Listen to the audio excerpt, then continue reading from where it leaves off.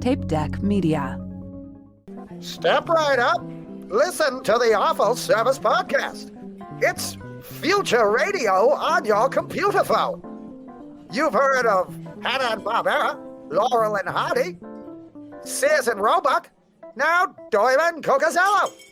Are you a bean counter at your boring job?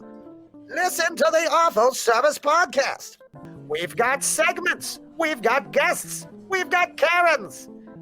The Awful Service Podcast, available where all podcasts are streamed. Brought to you by Tape Deck Media. Ruddle me this, ruddle me that. We got the riddles that'll make you chat. Oh yeah, baseline stuff been through this tight. Get your funk on, we're rocking tonight. One more time. Good morning, Ruddlers. Welcome back to Ruddle Me This. As always, your faithful host, Taylor Ruddle here. Episode 104 of Ruddle Me This. Where does the time go? My word, we're already into the early hundreds. Beautiful. Got a super fascinating episode for you today. This one was actually recorded, God, I can't remember how long ago we recorded this. It was several months ago, especially by the time this drops. Tito Caldwell is a stand-up comedian from the Manawatu. I think I'm pronouncing that correctly. They always laugh at me the way I say it. I think I used to say, oh no, it's Manawatu. That's the correct way to say it. I would say Manawatu, and they would all laugh at me. So, that is the bottom of the South Island, Wellington, Palmerston North, Whangarei, that kind of area. Ben was in town for, I believe, a work conference. He crashed on my sofa for one of these nights, and we had this sort of, we did a couple of gigs together, and we had this kind of fantasy that we were going to do we were going to stay up late and do like a, almost like a blanket fort podcast in the living room. But then by the time we got home, well, I was very tired. I'm not sure how he was feeling, but we agreed that we're too tired, so we recorded it the next day or something like that. And it was all inspired by, we were driving home on that night, actually, and Ben, I always knew he was into local politics, like less national and more like, your city council, that kind of thing. But I actually didn't realize how interesting local politics can be. And we were having a chat in the car on the way back after the show, and Ben was explaining to me, so to those New Zealand listeners, you'll probably know what the Three Waters reform was. To overseas listeners, it was, I think, a very long-running attempt by the government, the national government, to sort of reform the way that local governments have to ensure that they've got clean drinking water and sewage and that kind of thing for their whatever areas they're responsible for. And it was a very, very polarizing sort of phenomenon in New Zealand. A lot of people were very passionate about it both ways. And initially my impression as to why it never really worked or it didn't happen was because so it was bringing up another thing in New Zealand politics, which is the idea of co-governance. Like I've mentioned in a couple of podcasts previously that New Zealand is we have a colonial history. And as you can imagine, certain political things are, they have to take that into account. The Treaty of Waitangi, which was, even that, bringing up the Treaty of Waitangi, is a whole other podcast's worth of stuff you could talk about there. But the whole idea that there's I don't know whether it's a vocal minority or it's how most of New Zealand feels, but there's a lot of strong feelings both ways on the idea of co-governance, which is just like a hot button issue for a lot of people. And so my initial impression as to why Three Waters didn't work was I thought it was just people that didn't want co-governance, because there was a whole thing with the Three Waters bill that the Māori, like I think it was councils and the iwis, the tribes, whatever the correct word is for them, were going to have, obviously they were going to have a say in how the water in their area was, being treated and all that kind of thing. And so my initial impression as to why it didn't work was it was kind of a racism thing. It was a lot of these, Kiwis that were set in their ways not wanting to secede any kind of power or, I don't know, governance, I guess would be the correct word. But Ben was explaining to me in the car that it was actually a lot more complicated than that. And the way he explained it was really fascinating. And so I asked him if he would mind talking about that on the podcast. And, obviously he was happy enough to do that. And so, we set up the next day. It's a long chat, a lot of comedy chat, a lot of producing gigs chat, a lot of local politics, and just kind of New Zealand culture chat. And it's just a good episode. And Ben is a good friend of mine. He's a really, really nice guy, very, very funny comedian. And for me as a performer, like him as a producer and me as a performer, it's a short list of people that have treated me better than Ben has over the years. He's really, really looked after me when I've come up to Palmerston North to do shows for him. So I really can't speak highly enough about how much of a great guy Ben is. So with that, let's get into the episode. As you can tell from my kind of rambling introduction there, I don't really understand a lot of the politics that we're talking about, but Ben has a really, really interesting view on everything, and he obviously really knows his stuff. So with that, let's get him on the show. Please, Ruddle Maniacs, welcome to the show, your friend and mine, Ben Tito Caldwell. Okay. Hello, Tito. Welcome to the podcast. Kia ora. Thank you for having me. We figured if we could make it work while you were down here in Christchurch, we would. This is I was hoping this was going to be like a slumber party episode, but then when we got back last night, it was just like I was just too tired, and my flatmate was asleep, so we thought let's just do it in the morning. And I was fading away on the couch pretty quickly. I was watching a balloon slowly deflate, just like I think we both were just gradually lowering on the couch. It's amazing what travel does to you, because I didn't do anything when it came to travel. I was just sitting in the passenger seat co-driving, but you still feel really tired after it. I've heard that that's due to the fact that even though you're not necessarily actively doing something, there are still forces active on your body, like like if you're moving, then gravity is pulling on you, and then also whatever resistance of you moving forwards. Without us even realizing it, that's it wears us down a lot more than we would think it does. So I think that's one of the reasons that it's so tiring. That would make sense. And then also, it was lovely. I was chatting to my driver, Sonia, who I'm here for the conference with. And shout out to Sonia. Sonia, yep. She and we were chatting, but it's one of those things. We chatted for a good 4.5 hours, and wasn't really any breaks in it. Yeah. So I noticed last night at the show, my voice was a little bit all over the show.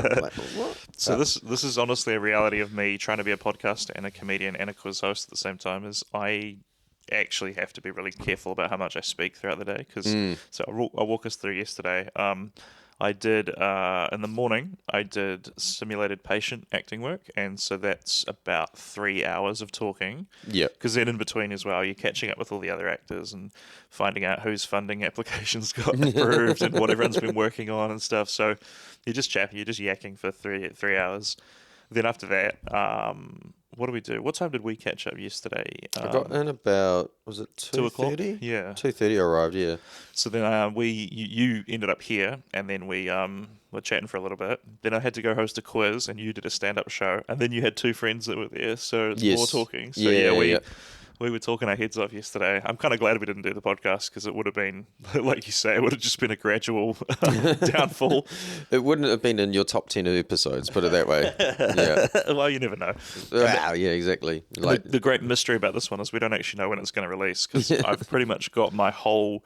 my whole release schedule up to Christmas sorted. Yeah. So we're banking this one as a bit of a bonus one. So it'll be sometime next year. I'm just not quite sure when it's dropping. So whenever you're listening to this in the future, hope you're having a good year. I hope the taping of my special went well, and I hope you enjoyed it.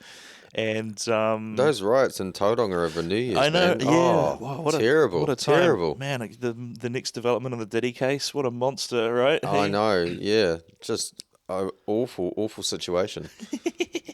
would like Oh, to. and Chris Luxon, was removed as Prime Minister Yeah, as well. I just Winston wanna Peters just stepped in and told David Seymour, no, you Yeah. are no longer going to be a Prime Minister yourself. Yeah, and who saw Shane Cameron being added to a member of that coalition? That Yeah, I know. Man, what a wild year it's been for politics. The Mountain Warrior. Oh, my Lord. Oh, delightful. I'll be honest, that sounds much better than what the future probably holds for us, to be fair. we might talk about that sort of thing a little bit, because you gave me a fascinating... Should we do that now then? I guess you gave me a fascinating insight. Okay, yeah. Just hear a horn go past on the street. They know what I'm about to say. So, we were talking in the car last night, and I think we were talking about local politics initially, because you're quite knowledgeable about that, but then we were sort of talking about the last Labour government and why, even though some of us voted for them, it didn't necessarily feel good to vote for them. And you gave me a really good explanation as to why the Three Waters coalition, no, what do they call it? Co-governance is what they called it. Kind of why that fell through. And you had a much more nuanced take on it than I think most people do. So I was wondering if you could just put that out there for maybe generalize it a little bit, because we have some Australian and American listeners. So yeah. So just for context for anybody, so my day job is that I work in local government. I'm a communications assistant for Rangitike District Council, which, if you don't know where that is, Martin is where I'm based, and it's sort of middle of the North Island, in between Wanganui and Palmerston North. It's a very small population. We've got 16,000 people, about 4,500 square kilometres, 4.5 million square kilometres of land or something like that. 80 million sheep or something along those lines. Yeah, so shout out. So proper rural, proper New Zealand. Yeah, and yeah, love local government, big advocate for it, and but we always get people complaining about rates and things like that. Yep. People want things, but they don't want to pay for them, is what you said. Yeah, pretty much, exactly. Yeah, like example here in Christchurch. Oh, we want a new stadium. We want to go to that tin box anymore. Yeah. And then, well, it's going to cost you money. Oh, well, no, we don't want it coming out of our rates. Yeah. Can't the government pay for this? Yeah. Yeah, so it's a difficult situation in New Zealand, because basically rates are the only thing that keep on increasing when it comes to taxes. Most taxes have over the past 20 years or so come down. If you look at the there's more tax and revenue coming in because the population grows, but overall people paying tax, it's generally come down over a period of time for the majority of people. But one thing that always increases is rates. Yeah. And reason why is because it's, in my way, kind of stealth, the government going, oh, well, we'll lower our taxes, but then council taxes will essentially go up as well. And Three Waters that Labor came up with was basically kind of a way of lowering the rates burden by creating these massive entities that were able to borrow more because they had more of a population base to pull from. And it was done poorly. Yeah. So in principle, it was actually a good idea. And I think that would have been much more successful than a lot of people were giving credit for, or thinking, particularly the opposition parties and any councillors that oppose it. But the background is that in 2017 in Havelock North, there was a Clybacteria, I think it's called, outbreak. But I'm not an expert on this. This is just my opinion on it. So yeah, there's probably more people out there with much more knowledge. But there was a outbreak that led to the deaths of 4 people in Havelock North. And so basically, the government at the time said, okay, we'll work with local government on investigating ways to make water safer, and maybe look at changing the way that it's funded so that it's not such a massive burden. And out of that work came the Three Waters reforms, which they were announced in 2021, I believe it was, announced in 2020, but 2021 was when it really started taking shape as to what it was going to look like. And the idea being that you would take the local councils who at the moment run water services, or they contract it out to council-controlled organisations to run services. You would take all them and you'd split them into kind of regions, and then that with a bigger population base and a bigger network would be able to borrow more money to do the upgrades necessary. So it was estimated that water in New Zealand would need upgrades of 180 to 360 million dollars or something like that. Right. Yeah, quite significantly. Because you said that a lot of councils hadn't invested as much as they should have into this kind of thing. Yeah, particularly the metro councils, so Christchurch being one. Wellington's like the classic one at the moment because they've kept rates artificially low by not investing in the infrastructure, and now that's why they have like heaps of wastewater overflows and broken pipes and things like that because the infrastructure there is over 100 years old. Yeah. So they're now going through a program of trying to replace that infrastructure, which is much more costly than if they'd done it 20 years ago or 30 years ago. It's that old adage, nothing is ever as cheap as it is now. Yeah. And people in Christchurch are so haughty about the quality of the water here. Like, best you can drink the tap water and stuff. But then you look at the map of like nitrates in the water and, green is like kind of safe levels, whatever, and red is like, danger, whatever. Yeah. And Canterbury is just red and orange. Yeah, it's like, oh, Lord, okay, so this ain't going to go well. But no.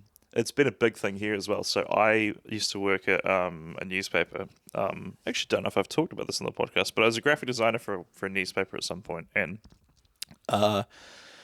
during local elections, which you talked about this a little bit last night as well, saying that because the salary was not massive, you're not exactly attracting the best of the best. Let's just put it that way. And you get retirees basically. Yeah, that was what we saw a lot. And so for local election time, we would be doing ads for these local politicians that wanted to get into council. Is that what they'd be doing? Yeah. So like they pretty much all had the same three like promises on their ads. It would be like dechlorinate the water, stop rates going up, and make whatever their suburb is the safest in Christchurch. That was all three of them had this pretty much verbatim. And it was clear that some of them didn't even really know or kind of care what they were standing for because they would ask me on the phone like, "Oh, what sounds better out of this and this?" They'd be like changing up this, and it's like, dude, don't you have people for like deciding this? That's very much like licking your finger and putting it into the wind and just seeing like from a voter perspective what's going to get you votes. Yeah, exactly, sensing the vibes. Yeah. So. Yeah, I can absolutely see what you mean there with the fact that it doesn't necessarily attract the brightest minds. Well, and like the problem is you've got people that maybe have been a builder all their life or a plumber or something like that, and they've made a little bit of a business out of it.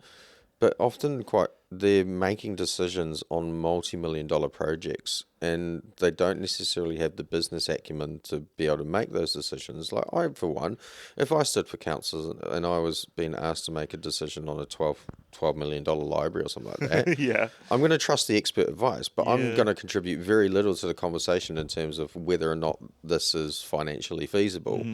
Again, relying on the expert advice, but yeah, and then you get quite a few people that, they see it as like a bit of a cushy number and they want to push their own agenda and things like that. Yeah. And then, you hear from every councillor that I can think of in the past decade that I've had any interactions with are always about, we're going to make rates lower.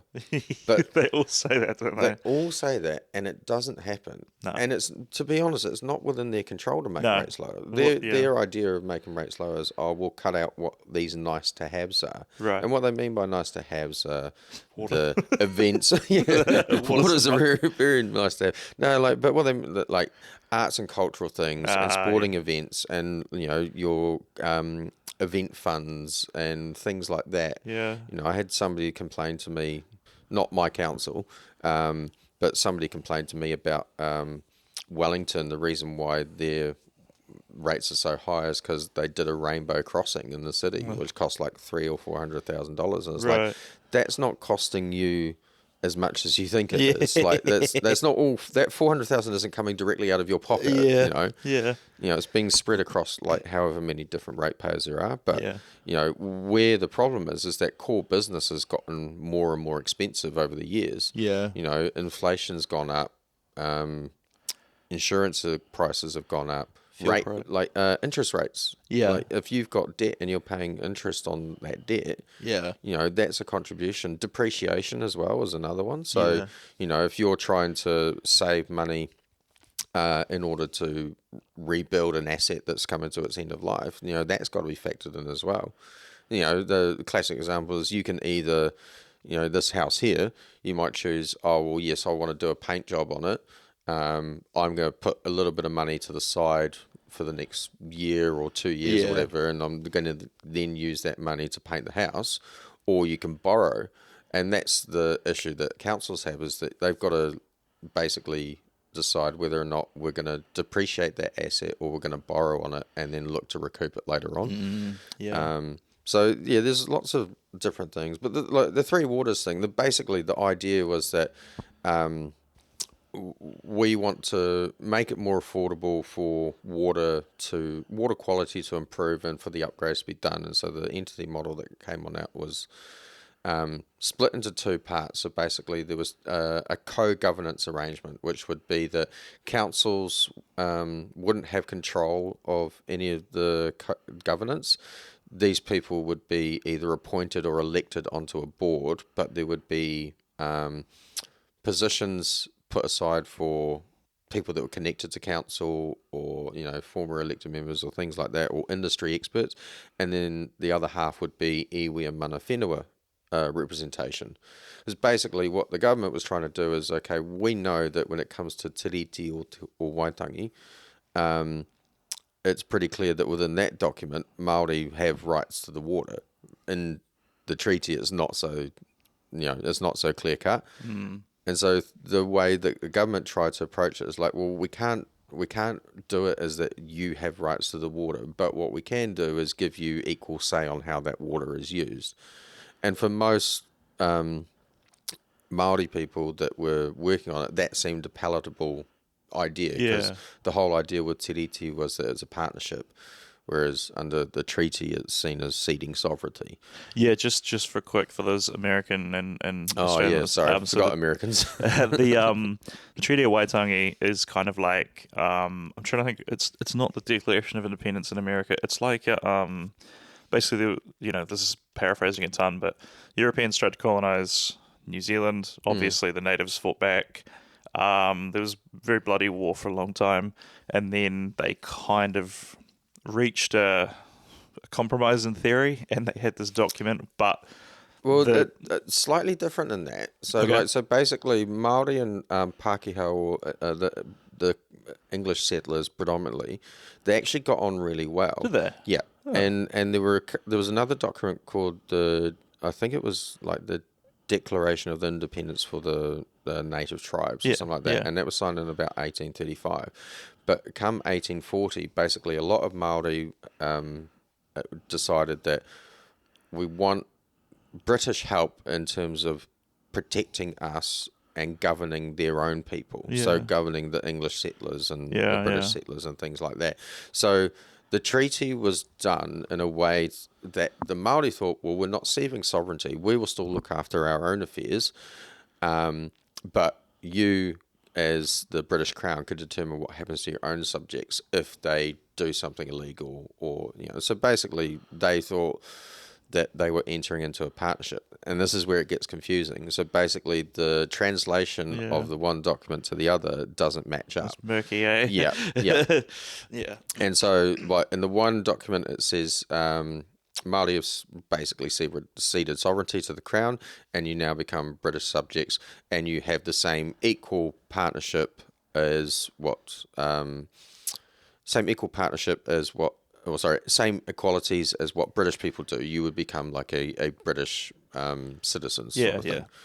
And in the Māori document, it says, no, you keep your sovereignty and you get to hold the rights to your land, and it's only you who can choose to sell your land, and nobody can take it off you, sort of thing. Yeah. And as we've seen since 1840, that hasn't been the case.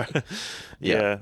And so then... and then the wars kind of happened after that. There were a few skirmishes beforehand, but the wars happened after it. So that's when they call them New Zealand Wars or the Māori Land Wars. Yeah. And they started after that point. Is that when you had like the folk heroes like Honeheke and stuff like that popping up? Yeah, so he was one of the first ones. So that was the flagpole. He was the flagpole cutter. Yeah. He's our George Washington cutting the cherry tree down.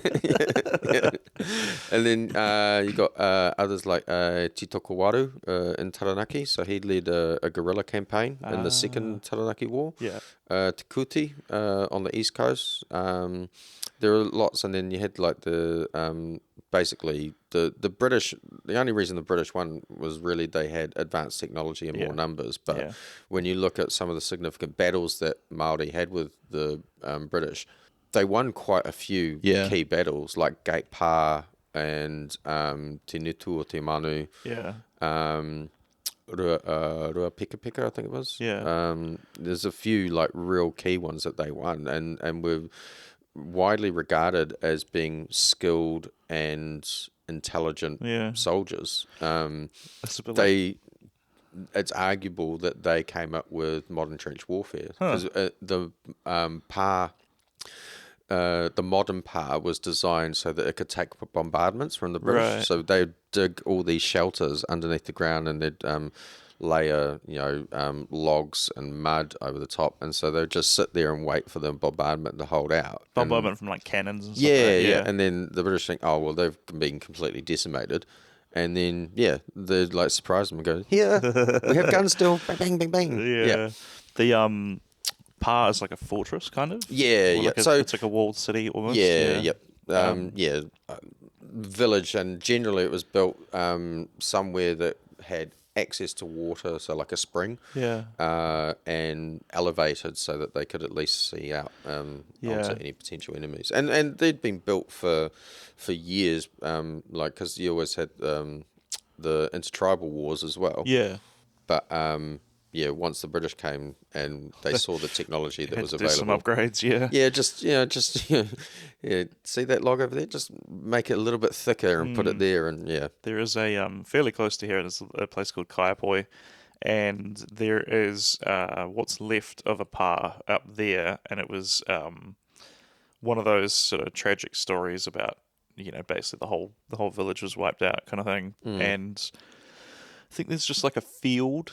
That's because, like you say, it was elevated. There's not much elevation here in Christchurch. It's all very flat, but it's up on... It's my favourite city to walk around. It's up on a hill sort of thing. It's a slight elevation, and there's not much left of it, but I think there's a small plaque or something. And apparently when you go there, you can feel like... I guess you can feel like the mana or the kind of, something happened here, and we sort of pick up on that, so subtly bring it back to Three Waters. There's been a lot of tangents here, but I think it's all interesting stuff. So. Because this is the thing, you're from the North Island, and obviously your education and this kind of stuff is a lot better than it was down here. They only teach, South Island is very white for foreign listeners, and it's like, because Christchurch is where they landed, wasn't it? I don't know. I don't know. There's this whole first early settlers in New Zealand, I think, went to Northland and Nelson. So Nelson was colonised by Wakefield, right? Proper bastard. Yeah, It's like we did something. If you ever get the chance to do this, New Zealand listeners, it's something called War Walk. And it's basically a history of Māori and Crown relations since 1840. And it takes you through the various injustices that have been caused by the Crown to Māori and why things are the way they are in terms of race relations in our country. Is this like one place you can do this at, or is it like a tour? So basically it's a thing that businesses will contract a person to come on in and teach people this. And what you have to do is you have to you go away and you get a little bit of a case study, and then you've got to do like a 5 or 10 minute presentation on what it is that you've learned. Like a school trip.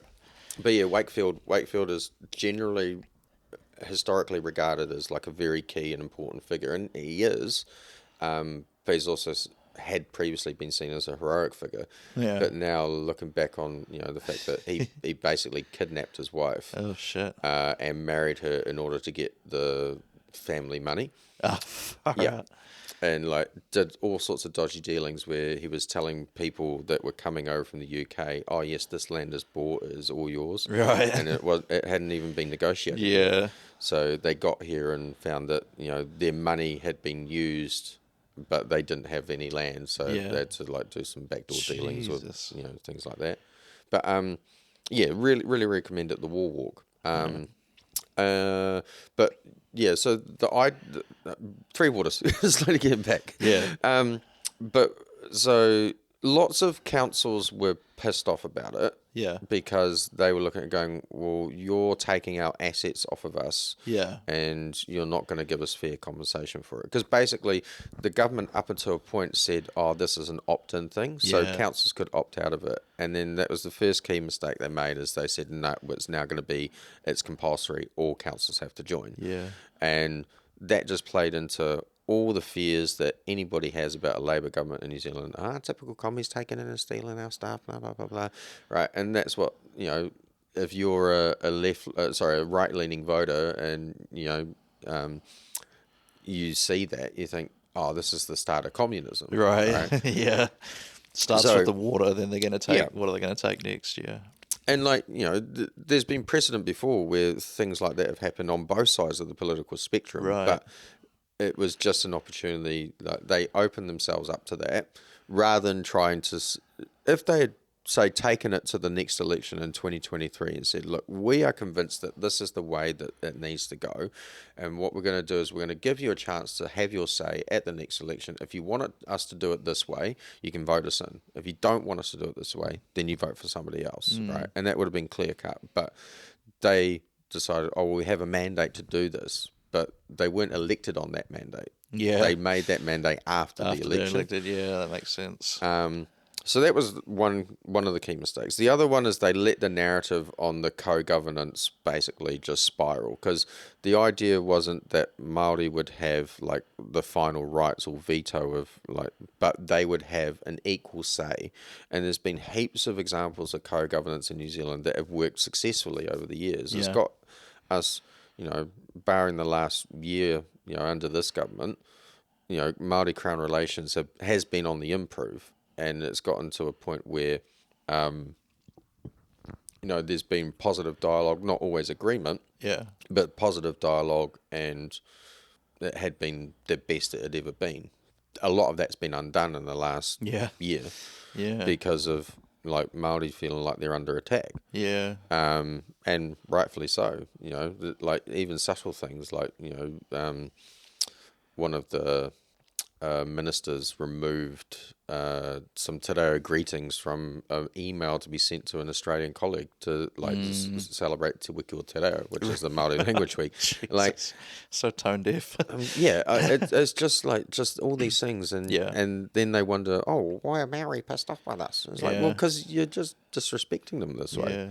But Labour let the narrative on that spiral, and it became toxic, and they didn't control it from the comms thing. And that was the third thing that screwed it all up, was the comms on it was awful. They took what was a very complicated issue with lots of differences and nuances that people needed to be explained, and they tried to make it simple like they did for COVID, which COVID was very successful in terms of how they handled the comms on that. It got very boring and repetitive by the end, but in terms of effective messaging, it was good. But then they tried to replicate that for the Three Waters campaign, and it completely bombed because people just saw through. This isn't as easy as you're making it out to be. And so, basically, in my opinion, that's what cost Labour the last election. All these other things like COVID, I think most people supported their actions on COVID.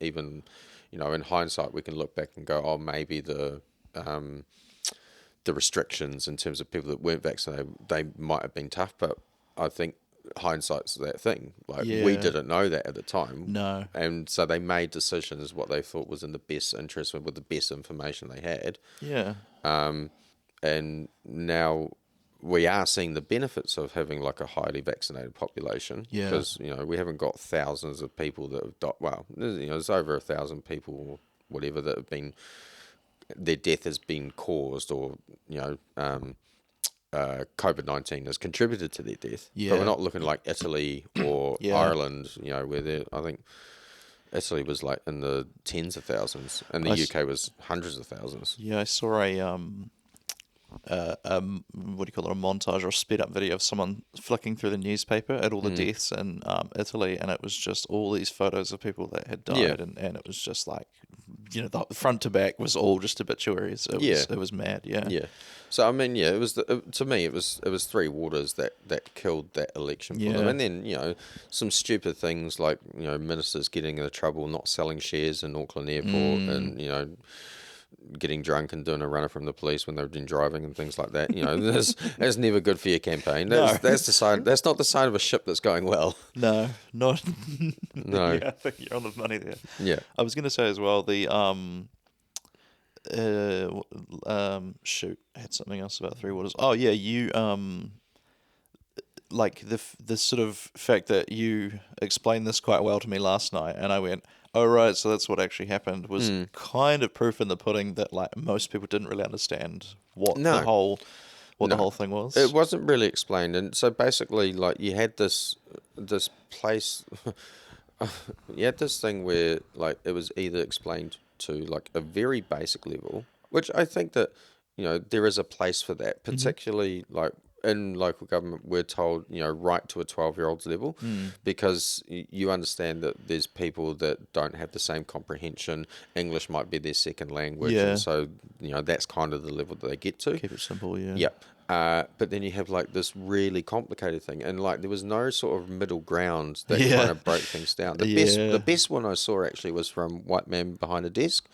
He did a brilliant one and explained things really simply, but in a way that wasn't patronising, and spelled out the bigger picture of the whole issue. Yeah. Whereas like the people that were arguing they were literally arguing over, like governance structures and things like that, and that's not what people care about. What they care about is the water going to get to my taps. When I flush a toilet, is it going to go somewhere? And when there's a storm, am I going to flood? Those are the things that they care about. And so that's where the government needed to be a lot more clear on, well, these are the reasons why we're doing this, and why we're doing it, and why we think this is the best way forward. But yeah, like I think that the other thing that was this is New Zealand wide at the moment. Like there's a lot of lack of trust in experts. We don't trust experts anymore. Somebody will come to you and say, a builder might say, we're going to do this, like, and we're going to fix that in this building here. And there's lots of distrust about it because people think, what are they doing to try and just get their bottom line? Yeah. And like local government gets that all the time. Yeah. Because, we have to employ consultants because we don't have them internally. Like we don't have enough work to be able to say, we'll have a full-time consultant or engineering consultant. Yeah. So everybody looks at it and goes, well, you're just getting them in so you can line their pockets sort of thing. Right. It's like, well, if we had more work for them, then we might be able to have one that was internal. Yeah. But expert advice, like you see it being put towards the council, and it's throughout the country, experts will come up with recommendations that will get put to the council to be voted on. Yeah. And a lot of the time, those elected members just go, I don't like any of these. Go away and do it again. Jesus. And so that's a waste of money because you've employed somebody or you've contracted somebody to come up with these solutions, and they're giving you their expert advice on what they think is going to be the best. Yeah. And they're giving you a range of options, and quite often they'll go, I don't like any of these. Jeez. So like there's a lot of waste in local government, but it's not in the space where people are actually, it's not in the events that are being run or projects that are being, like happens a lot where like roads have to be redone because of, right. Don't get me wrong, that is wasteful, but it's not as wasteful as you go through a process. I mean, previous council I worked for, they went through a process where they were doing a bylaw for stock on the roads, so cows and sheep and being moved. Yeah. And that had been 6 months of work that had been gone through, lots of hours, lots of consultancy, got to the council table, none of the councillors liked it. Ugh. Go back to the drawing board, do it again. Jesus. And we're talking tens of thousands of dollars in that. Far and out. people are then going, and then they came back, I think, another 6 months later, and did like a very similar version to what was proposed at the time, just with a small, subtle difference. Yeah. But that's another tens of thousands of dollars. Far out. What does the distrust of because I've seen this, I mean, you should never read a Facebook community group, generally. No. They're full of all sorts of nonsense, but I remember someone had posted a photo of some people doing like land testing, like drilling some area, and all the comments were just like, oh, these expert, quote unquote experts.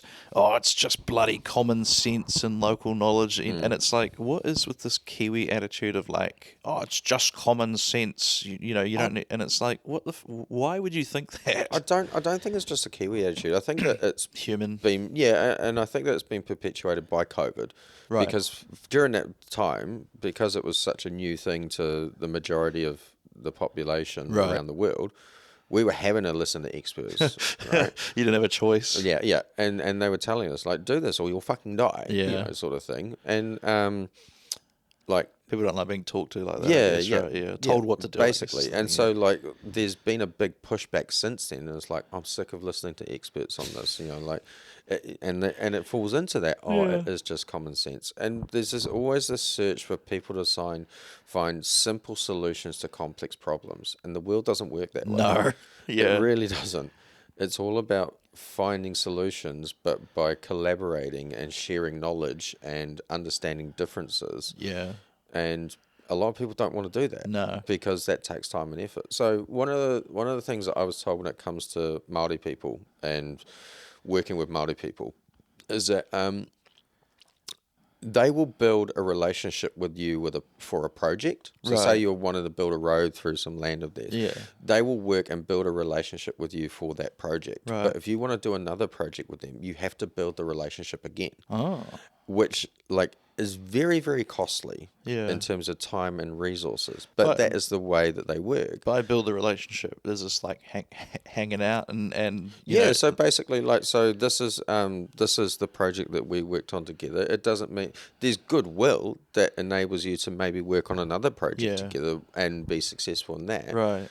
But it's not like I come round, I paint your house and go, oh, well, I've got the paint here, I may as well do the inside as well. Right. Like you might go, yeah, that sounds all good, but it's a different project for them. Right. What it does lead to, though, is much better outcomes. So in some ways, it actually works out being cost neutral. Right. Because one of the issues when it comes to local government at the moment is the Māori ward debate. Right. So previous government removed the requirement for Māori wards to be determined by a referendum. Right. Basically, if a council wanted to implement a Māori ward, they could do. Prior to 2020, if a council received a citizens-initiated referendum, that 5% or more of the population said they didn't want 5% of the population did, and the majority of those votes said that they didn't want a Māori ward, then you had to disestablish it. Right. Labor government removed that. So basically said, once you've determined that that's going to be a ward, then nobody else can have a say. Right. Right. And then this government has put that back in, basically saying, no, you have now got to determine at your next elections determine now whether you're going to keep Māori wards or not. Mm-hmm. If you keep them, it's going to a referendum at the next election, and then that result will be valid from 2027 onwards. So by ward, you mean that this is a new part of the government that has a new board members and stuff like that? Yeah. So basically, like David Seymour and ACT are very anti-separatism, is the polite way of saying it, right? And the legal way that will protect me from my job,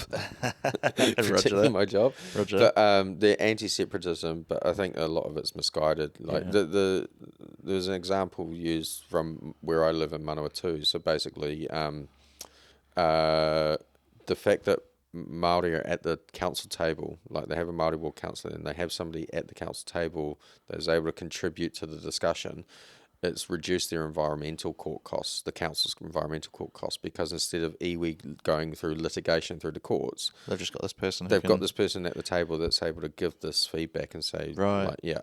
So again, it works out being cost neutral, because they could have not had a Māori war councillor and said, yeah, we're going to do this, right? And then it goes to court and they're like, oh, well, now you're tied up in litigation or, you know, court cases for the next 2-3 years, because environmental court is a long process. Right, yeah.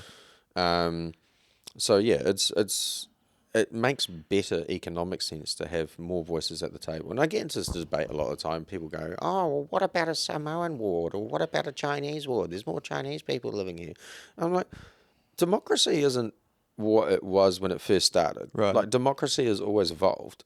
And why wouldn't you consider like having different wards or different things or different structures? You look at any sport committee or cultural committee or you know, anything like that, is that they have representatives from different aspects of the community. Yeah. And they do that at a governance level. So why would we not look to do that at a governance level, at a local level or a regional level or a national level? Yeah. Like it's just people scared of change, and you know they fall back onto the whole, oh, it's all about respecting democracy. And the thing is, like, democracy always favours the majority. Yeah. And at the moment, like, I don't see, you know, as much as the Māori population is increasing, it's not going to get to a point where it is more than Pākehā. Right, right. What was I going to say? The having to, like, it seems like one of those things where you're like, you know, oh, what are we going to have? This? And it's like, well, yeah, that seems fine. Like, what's the problem with that? And it's I think it's so bizarre, because the attitude you'll see towards, like, sort of people of my parents' generation, and which is, I think, what are my parents in their late sort of 60s, early 70s now, is like, a lot of them, if you speak to them about it, they don't want, oh, you know, why is the library got a Maori name and all this kind of thing. But then they're fine to use words like kia ora and ka pai and stuff that they knew from when they were a kid. And, like, you put on that Poie song and they're all fucking singing along to it. And it's like, you really don't have an issue with Māori language like you think you do. It's just you don't want new shit that you don't know. And, like, that fucks me off so much when people are, like, choosy about what they want to be, like what they want to push back on, and it's like, have some fucking consistency. Like, that annoys me so much when they pick and choose, like, oh no, this stuff's all fine because we kind of knew it when we were kids and I'm used to it and it's familiar and whatever, but like, oh, they want to name this fucking new building something that I don't understand. Like, how am I going to find the building? And it's like, well, because you'll know it by that name. Like, it's just a new word that you have to learn. Yeah. Exactly, and that's the thing. It's just change, the fear of new and the fear of change. Yep, it was interesting. So the mayor that I used to work for, they were leading the anti-Three Waters pushback through a group called Communities for Local Democracy. Yeah, but it was Communities number 4 Local Democracy. Hell yeah, just to be hip. Put a Z in there somewhere. But yeah, I remember her saying, like, in council meetings, like, this whole thing saying, this is so unfair. They're going to be taking our assets off of us, and they're not going to be paying us fair compensation for them. And I was sitting there, I was thinking, like, that hasn't been done over the past 180 years to anyone else in New Zealand. And I saw a thing the other day where there was a Māori lawyer speaking in te reo in court to a lawyer or a representative of the government. And they said that they were speaking in te reo and it was being translated into English for this lawyer. And the lawyer said, "Oh, sorry, I'm having a hard time keeping up, switching between the two languages." Right. And this Māori lawyer said in te reo, and it was translated, it goes, "Welcome to my world." like this is... That's funny. It's just basically, like, it's all people have really wanted Māori people to do is assimilate. Yeah. And not cause trouble. Yeah. And, you know, the more that we actually understand how their culture works, I think it's going to lead to better outcomes for everybody. Because there's lots of cultural knowledge, but also lots of historical knowledge that gets passed on, and it's not necessarily valued because it's not written down. Yeah. It's all oral history, right? Yeah, but it's passed verbally through people, and they kind of view it as like, oh, it's all fable and stuff like that. But, you know, historically, Indigenous people, no matter where you are, they've got a pretty good recollection of things that have happened. And it's passed through stories and legends. Yeah, we still know about all this stuff, Yeah, but the core, like, message from that story is true, or is fact, you know, and... Because we have a sort of Prometheus. Maui was the sort of folk hero, which American listeners will probably know him from Moana. The Rock. Like, there was a whole thing about him going to the underworld and coming back with fire or something, and it's like that's Prometheus. Like, they have a myth just like that, and that's fascinating. Or the Matariki constellation is Suzuki. It's also the same constellation that the Suzuki in Japan, so it's the same cluster of stars with a it's different also name. the same as There's another Greek one. gods, I think. So I mean, like, there's connections there. I think, like, you know, it's we're all connected somehow, and I'm of the belief that we all have more in common than we don't. I think most of us want to live happy lives, do well by our families, you know, do well by our kids, or you know, or those who have kids, I should say. But, you know, I was just going to do a comedian response, like, nah, fuck those little shits. Fuck those guys. I hate my kids. But like, I think that, like, most people live by a core set of values that isn't too dissimilar from one another, and but it's just wrapped up in different packaging when it comes to cultural differences and things like that. That's what I hated during the pandemic. It was Gwyneth Paltrow, and is Gwyneth Paltrow married to somebody who's Chris Pratt? Maybe, I'm not sure. Oh, Chris Martin from Coldplay. There you go. They were. I think they're divorced now. So they were doing like a fashion show in their house with their kids during lockdown, and it was like they were wearing, like, you know, Prada and all, you know, fancy name brand clothing. And all the comments and stuff, people were like, oh, they're so out of touch with the common person and blah blah blah. And I thought, it's exactly the sort of thing I see with my friends with kids doing. Like, what the fuck? Don't act like you wouldn't do anything differently if you were in that situation. Fuck off. So sorry, just a little aside. I've been wanting to say that anecdote on the podcast for ages. That's all right. It's your podcast. You do whatever you want. So I think we sort of need to get going soonish. Let's just do some good ass questions and maybe fairly rapid fire. But okay, so first question. What was the last thing you laughed really hard at, like a proper belly laugh? So, I was taking part in a quiz night about 2 weeks ago, and the quizmaster, he's from, like, Yorkshire in England. Hell yeah. And he's got, this sounds bad, he's got dyslexia. Right. And he couldn't say Al Pacino's name properly. I've struggled with that. And he said Al Pinocchio or Al Pinocchio or something like that. Yeah. And I cracked up laughing, and then, you know how you repeat the question? Yeah. He repeated it, and he said it the same way. And I was like, please somebody correct him on it. And, like, people were looking around at me going, oh, you're so horrible. And then he's one of these ones where he doesn't read the answers out after the question. Right. He will read the answers out at the end of the quiz.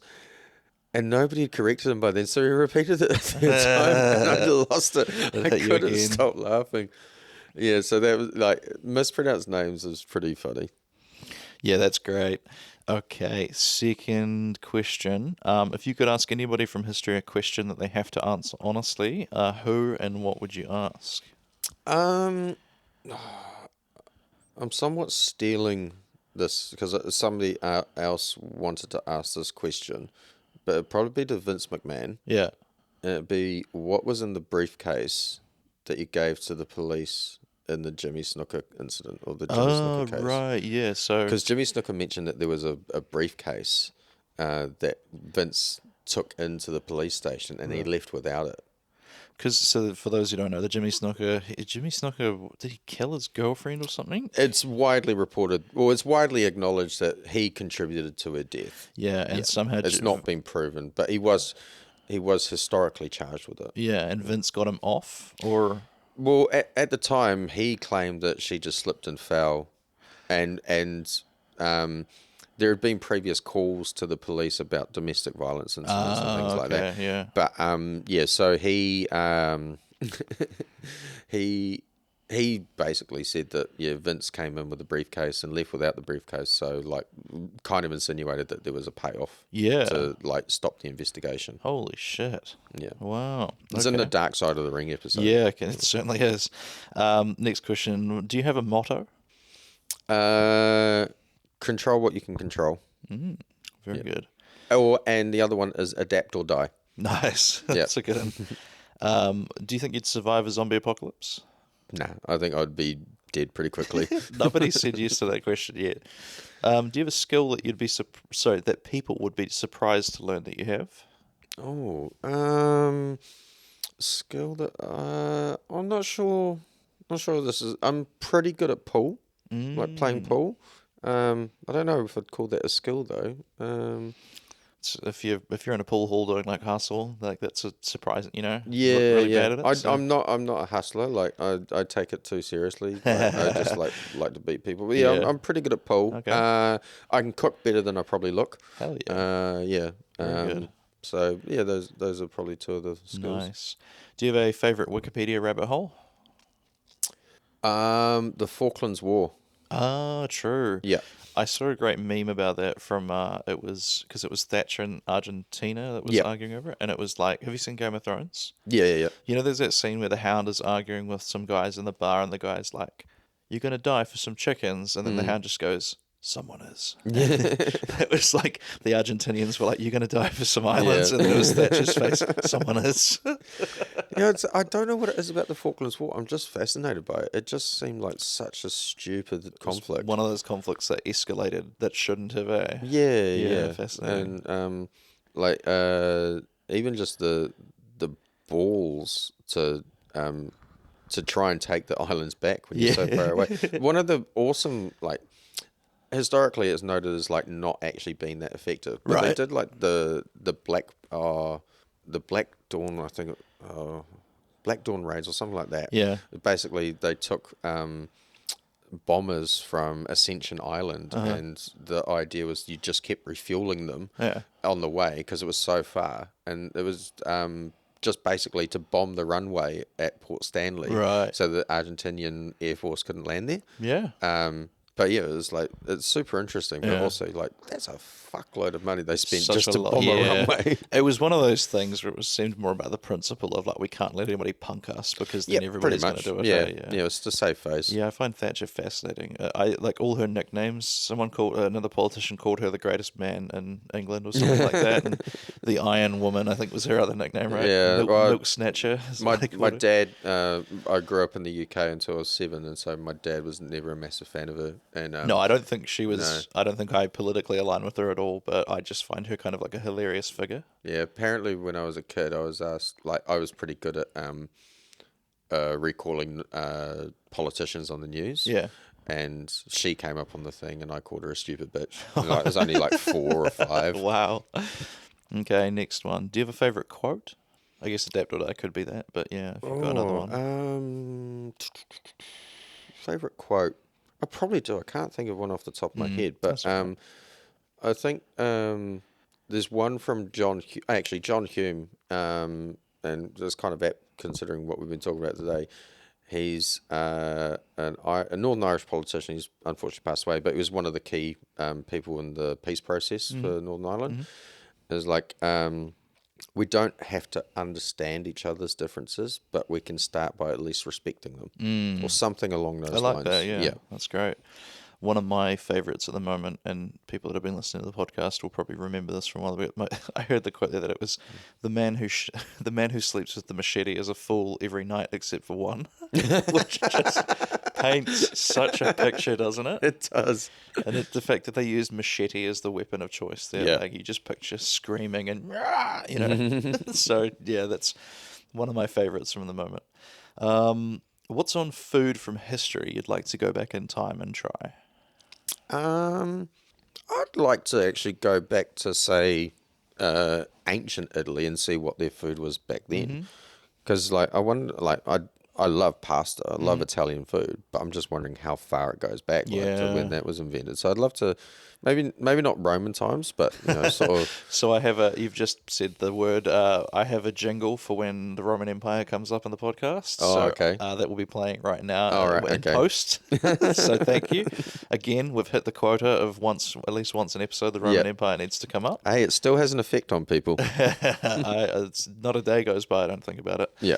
Okay. Yeah. So then, do you have a sick day ritual? Oh, as in like Just things you do when you're sick. I guess you have children, so it's a lot harder to have 100% time to I yourself. just try and stay away from them. Yeah. They're the ones who got you sick. Just sleep. So it depends on the sickness, but the last time I got sick, I got a gastro bug, and it was basically just sleep and Powerade and water, and sleep, Powerade, water, repeat. Yeah. Hell yeah. Do you have a comfort movie? Probably The Commitments. It's an Irish film. Right. About some kids in North Dublin that start a soul band. Cool. Yep, it's really funny. Nice.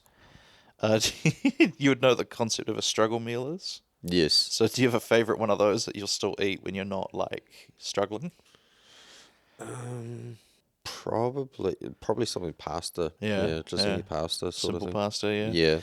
Yeah. Does anything live rent-free inside your head? Quote, a song, anything like that? Something you're always hearing in your head? Oh, lots of people. Lots of people live rent free in my head. We haven't even gotten to the comedy chat. We never did we? No, that's all right. We're gonna do this again. There's lots of things. I go through phases where, like, say something's happened in my life, and that will live rent free in my head for a long time. Yeah. And then eventually I'll get to a point where I kind of get over it, but then it will pop back. So yeah, stuff to do with comedy or football or something you're like, I wish I'd fucking said that at the time, sort of thing. That'd been nice. Yeah. Do you have a favourite meme? Yeah, it's one that I created. As Snowcock? No. So I do one for my job. I incorporate comedy into the social media, and I did one for our town's up there. So basically all the ratepayers from Martin, Bulls and Taiapi, they argue about who gets the most. Right. So I just did the triple Spider-Man one. And that went super well. It was like one of the first posts I did on the page, and like everybody, most people laughed at it. Not everybody laughed at it, but yeah. A lot of people have a surprising lack of a sense of humor about politics. Like, even if they just what do you call it? Someone makes a joke about a politician, even if they like the politician, even if it's a funny joke, they'll still be like, all right, I'm not going to laugh at that. And it's joke's a joke, right? Yeah. And then finally, do you have a TV show you're watching, a movie, an album, anything like that you'd like to recommend that my listeners go and check out? Cobra Kai for TV. Hell yeah. We could do a whole episode on Cobra Kai. We could do, yeah. We might have to do that remote when you're back. Yeah. That'd be fun. Cobra Kai is awesome. The other one, like, if you haven't seen it yet, Ted Lasso. Oh, I love Ted Lasso. Yeah, it's really, really good. Yeah, so good. The other albums, don't really listen to albums anymore. Yeah. It's just kind of just something, So I think someone recommended a book and that kind of thing. So yeah, just anything. Yeah. Those two. Yeah, those two do. More than sufficient. Actually, Inside Out 2. Oh yeah, right. It's quite good. It's not as good as the original, right? But man, I found myself getting really triggered by the anxiety character. Really? Oh, it was like I was getting really angry about them, and I was like, "What the fuck are you doing to this poor girl? Leave her alone." I see. And like it was really hitting home, like how anxiety impacts you. And wow. Yeah. So like there was just like I think you were supposed to feel sorry for her, but I just felt no redeeming qualities for her whatsoever. Leave her alone. It's just like, leave Riley alone. Fault. Yeah. Listen to the other emotions. That's what I've seen the first one fairly recently actually, and I had to laugh at how sadness. If they ever let her out of their sight, they would look around and she's touched a bunch of those men, and you're like, stop it. And then sadness would almost be like, like when a dog does something bad and you're like, why would you do that? And the dog looks up at you like, I don't know. And like, it just, sadness had that energy of like, I don't want to be doing this either, but it's in my nature to be like touching these memories. Like, I think they were dragging her by her feet at one point, and she just puts her arm out and she's just running her hand along all those memories and turning them sad, and you're like, stop it. There's no control over it. No, yeah, exactly. But I can absolutely see how that would stress you out, because anxiety is the red one, the red thing with the frizzy hair. Like, so kind of orangey to differentiate from anger. Yes. But the frizzy hair. And man, that sounds stressful. I actually found that first one stressful as well, because nothing goes right for them when they're trying to get back from that. They fall into that pit or whatever, and then it's like, okay, they found the rocket, like the little rocket Well, no, car? before that, the imaginary friend. Oh, yeah. And then it's like, oh no, they ended up in some freaking maze thing with chaos happening everywhere, and then it's like, then they fall into that pit thing, and then he manages to get them out of it, and then all the bridges are collapsing. Those movies are stressful. Yeah. Oh man, yeah. So watched that with my kids, and like I say, it's a good movie. Not as good as the original, but I was like, I was so angry. You wanted to strangle this anxiety character. Jump through a TV and go. Brilliant. Okay, social media plugs. You are Ben Tito Caldwell on Facebook and Instagram, and you can also follow us DIY Comedy NZ on Facebook and Instagram as well. Yep. And if you'd like to follow my work page, it's Rangitike DC. I'll chuck the links in that. Yeah, so that they can find it rather than Yeah, I'm really funny. So if you're into local government, or you want to know more about local government and learn it in a funny and simple and easily explained way, then give us a follow. Yeah. And just from a comedian's point of view, I'll say Ben is easily one of the best producers of comedy shows in the country. I cannot speak highly enough of how well I've been treated as a performer on his shows, and just like in general, the lack of, probably ironically, the lack of stress from my point of view, which probably was not the same for your experience. No, I take all that stress on board. No, it's an absolute pleasure, and like looking after comedians like yourself is an absolute joy. So, make sure you come and gig with us again. Yeah, no, I as soon as I can afford that flight back up, I'll be coming back up. Is this podcast not paying yet? Not just yet. But we're about to, as of recording this, we're about to crack 2K downloads, so that's double what we had last year. Nice. So, if I can double it again in the next year, who knows what's going to happen? But who knows when this episode's going to drop. It could be January, could be later on in the year. Who knows? Thank you for joining me, Ben. This is a bit of fun, and just cheers. Thank you. Thank you for listening to Ruddle Me This. Don't forget to hit subscribe and leave me a review on your favourite podcast platform. You can find me on social media at Taylor Ruddle Comedy on all the major platforms. You can also join patreon.com/Taylor Ruddle Comedy for free, which gets you access to all sorts of extras and behind-the-scenes content, as well as allows you to communicate directly with me and let me know what you think of the show. Tune in again next Monday for another episode of Ruddle Me This, and until then, Ruddle her out.